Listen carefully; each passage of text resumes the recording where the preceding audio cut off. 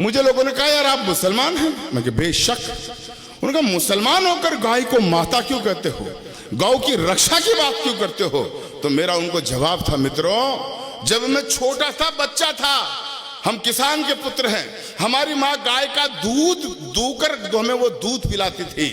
मैं 3 साल का बच्चा था जब गाय का दूध पिलाती थी मेरी माँ। उसी दूध को पीकर जब मैं 56 किलो वेट का हुआ, राजस्थान यूनिवर्सिटी में LLB करने गया, तो उसी दूध की बदौलत मैं पूरे राजस्थान में अपने वेट में कुश्ती का चैंपियन रहा हूं।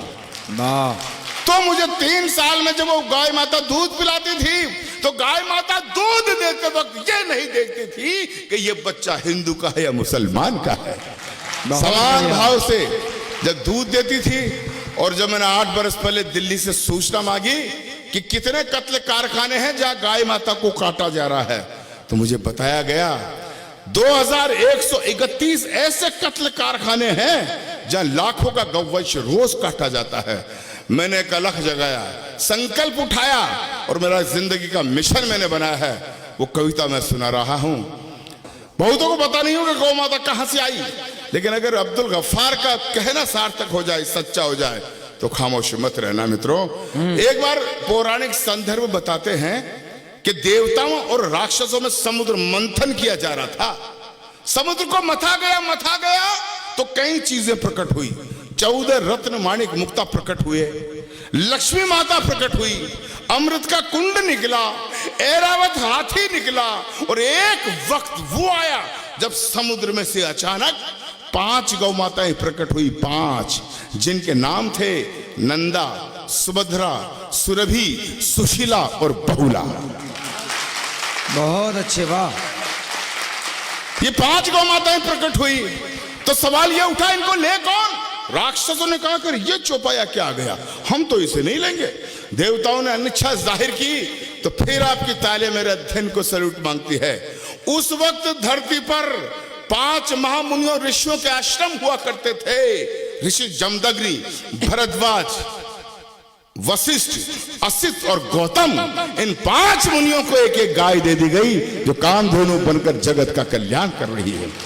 उसी गौ माता को कटते हुए देखता हूं तो मेरा आक्रोश उबालता है, और पंक्तियां पढ़ता हूं कि युगों युगों से भरत भूमि की शान रही गौ माता है, और इस मिट्टी के कण कण की पहचान रही गौ माता है।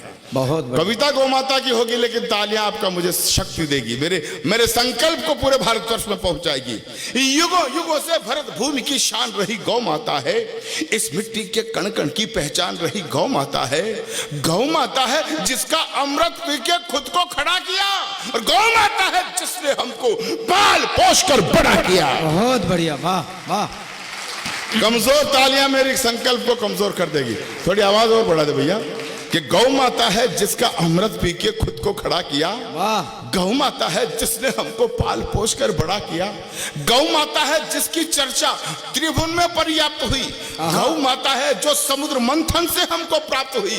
गौ माता है जिसके निस दिन गुरु वशिष्ठ गुण गाते थे। कृष्ण कन्हैया नटवर नागर जिसका यश दोहराते थे। हम ऐसी गौ माता को, हम ऐसी गौ माता को अब नहीं भटकने देंगे, और शीश भले कट जाए लेकिन गाय नहीं कटने देंगे। बहुत बढ़िया, वाह वाह वाह वाह वाह वाह। पूरे मुल्क में ये कविता पढ़ता हूं, आधा पंक्ति जनता पूरा करती है। मैं बोलूंगा हम ऐसी गौ माता को अब नहीं भटकने देंगे, शीश भले कट जाए लेकिन, आप लोग बोला गाय नहीं कटने देंगे। डायरेक्ट प्रसारण हो रहा, पूरा हिंदुस्तान देख रहा है। वृंदावन की संस्कृति को दिखाना चाहता हूं। पूरी जोर से पूरा वाक्य पूरा करोगे? जोर से बोलो, करोगे? मोदी जी की तरफ पूछ रहा हूं, बहनों और भाइयों बोलो, पूरा करोगे?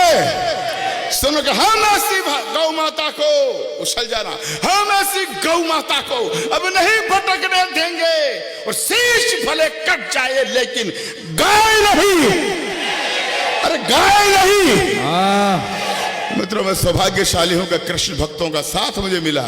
लेकिन ये कविता इतनी, मैं रायबरेली में बोल रहा था, इतनी बोली कि 5 पट्टे मेरे समुदाय के आगे टोपी लगाकर, जालीदार बनियान पहन के मुझे धमकाने लगे। अच्छा, गाय को माता कहेगा, गाय की रक्षा की बात करेगा, तेरी जुबान काट ली जाएगी, तुझे गोली मार दी जाएगी, फतवे फरमान जारी करके जात से बाहर निकाल दिया जाएगा। मित्रों, वो लोग धमकाने वाले मुझे धमकाते रहते हैं, लेकिन पूरा देश जानता है, ये राम बाबू क्षत्रिय जानता है, ये सबरस जानता है, ये जैन साहब जानते हैं। जब से मैंने कविता लिखी है मैं हर मंच पर इसे पढ़ता आ रहा हूं, और मुझे धमकाने वाले मेरा बाल भी बाका नहीं कर सके।